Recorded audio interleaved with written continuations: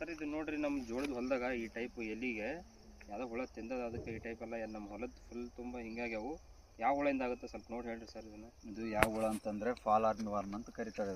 ಇದು ಜೋಳದ್ನಾಗ ಬರ್ತೈತೆ. ಕನ್ನಡನಾಗ ಏನಂತ ಕರೀತಾರೆ ಅಂದರೆ ಸೈನಿಕ ಹುಳ ಮತ್ತು ಲದ್ದಿ ಹುಳ ಅಂತಲೂ ಕರೀತಾರೆ. ಇದು ಫಸ್ಟ್ ಬಂದು ಅಮೇರಿಕದ್ನಾಗ ಕಂಡು ಬಂದೈತೆ. ಇದು ಅದಾದಮೇಲೆ ಎಲ್ಲ ಜಗತ್ತಿನಲ್ಲೆಲ್ಲ ಭಾಳ ಫುಲ್ ಹರಡುತ್ತದೆ. ಮತ್ತು ಇದು ಜೋಳದ್ನಾಗ ಮೇನ್ ಯಾವಾಗ ಬರ್ತೈತೆ ಅಂತಂದರೆ 1 ತಿಂಗಳು ಆದಮೇಲೆ ನಮಗಿದು ಸೈನಿಕ ಹುಳ ಕಾಣ್ತೈತೆ. ಇದು ಮತ್ತೆ ಇನ್ನೇನಂತಂದರೆ ಇವಾಗ ಬೆಳಕಿರ್ತತಪ್ಪ. ಬೆಳಕಿದ್ದಾಗ ಏನದು ಹೊರಗಡೆ ಬರಲ್ಲ, ಅದು ಒಳಗಡೆನೇ ಇರ್ತೈತೆ. ಅಂದರೆ ಈ ಸುಳಿ ಐತಲ್ಲ ಇಲ್ಲಿ, ಇಲ್ಲಿ ಭಾಳ ಆಗಿರ್ತಾವಲ್ಲ ಎಲ್ಲತ್ತಲ್ಲಿ, ಈ ಸುಳಿ ಒಳಗೆ ಇರ್ತೈತೆ.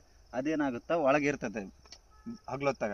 ಅದೇ ನೈಟ್ ಟೈಮ್ ಆಗಂತಂದರೆ ನೈಟ್ ಟೈಮ್ ಹೊರಗಡೆ ಬಂದು ರಾತ್ರಿ ಹೊರಗಡೆ ಬಂದು ಎಲ್ಲ ಏನು ಮಾಡ್ತಾವೆ, ಎಲೆಗಳನ್ನೆಲ್ಲ ಈ ಟೈಪ್ ಎಲ್ಲ ತಿಂತಾವೆ. ಈ ಕೀಟದ ಲಕ್ಷಣಗಳು ಏನಂದರೆ, ಈ ಕೀಟವು ಚಿಕ್ಕ ಮೊಟ್ಟೆಯ ನಂತರ ಹುಳುಗಳು ಎಲೆಯ ಮೇಲೆ ಸಣ್ಣ ಸಣ್ಣ ರಂಧ್ರಗಳನ್ನು ಉಂಟು ಮಾಡುತ್ತದೆ. ನಂತರ ದೊಡ್ಡ ಹಂತ ಆದ ಮೇಲೆ ನೀವು ಸಂಪೂರ್ಣವಾಗಿ ಹುಳುಗಳು ಗಿಡಗಳನ್ನೆಲ್ಲ ತಿಂದು ನಾಶ ಮಾಡುತ್ತದೆ. ಅದೇ ರೀತಿ ಈ ಹುಳುಗಳು ಎಲೆ ಅಂದರೆ ಗಿಡದ ಮಧ್ಯದ ಸುಳಿ ಭಾಗ ಹೋಗಿ ಇದು ಅಡಗಿರುತ್ತದೆ. ಅದೇ ರೀತಿಯಾಗಿ ಹಾನಿಯಾದ ಹುಳುಗಳನ್ನು ಇದು ಗಿಡದ ಮೇಲೆ ಸಣ್ಣ ಸಣ್ಣ ರಂಧ್ರವಾಗಿ ಹೊಂದಿದೆ. ಅದಕ್ಕೆ ಏನಂತಾರೆ shoot holes or window pane ಅಂತೇಳಿ ಕರೀತಾರೆ. ಇದು ನೆಕ್ಸ್ಟ್ ಹಾನಿಯಾದ ಗಂಭೀರವಾಗಿ ಹಾನಿ ಆಯಿತು ಅಂದರೆ 30% ಇಳುವರಿ ಕಡಿಮೆ ಆಗುತ್ತದೆ. ಸೈನಿಕ ಹುಳದ ಸಾಂಪ್ರದಾಯಿಕ ನಿಯಂತ್ರಣ ಕ್ರಮಗಳು. ಮೊದಲನೇದಾಗಿ ಬೇಸಿಗೆಯಲ್ಲಿ ಆಳವಾದ ಉಳುಮೆಯನ್ನು ಮಾಡುವುದರಿಂದ ಪ್ಯೂಪ ಮತ್ತು ಲಾರ್ವಗಳು ಸೂರ್ಯನ ಶಾಖಕ್ಕೆ ಒಡ್ಡಿ ಅವುಗಳ ಸಂತಾನೋತ್ಪತ್ತಿ ಕಡಿಮೆಯಾಗುತ್ತದೆ. ಎರಡನೆಯದಾಗಿ ಕಳೆ ಮತ್ತು ಬೆಳೆಗಳ ಅವಶೇಷಗಳನ್ನು ಬೇಗನೆ ತೆಗೆದುಹಾಕುವುದು. ಇದರಿಂದ ಅವುಗಳಿಗೆ ಸಿಗುವಂತಹ ಆಹಾರದ ಪೂರೈಕೆಯನ್ನು ನಿಯಂತ್ರಿಸಬಹುದು. ಮೂರನೆಯದಾಗಿ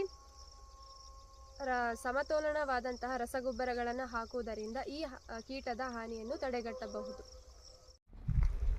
ಈ ಲದ್ದಿ ಹುಳು ಫಾಲ್ ಆರ್ಮಿ ವಾರ್ಮ್ ಇದನ್ನು ಕಂಟ್ರೋಲ್ ಮಾಡೋಕ್ಕೆ ಯಾವ್ಯಾವ ರಾಸಾಯನಿಕ ಔಷಧಿ ಇದೆ ಅಂದರೆ emamectin benzoate. Emamectin benzoate 0.4 ml/L ಆಗಿ ಸಿಂಪಡಣೆ ಮಾಡಬೇಕು.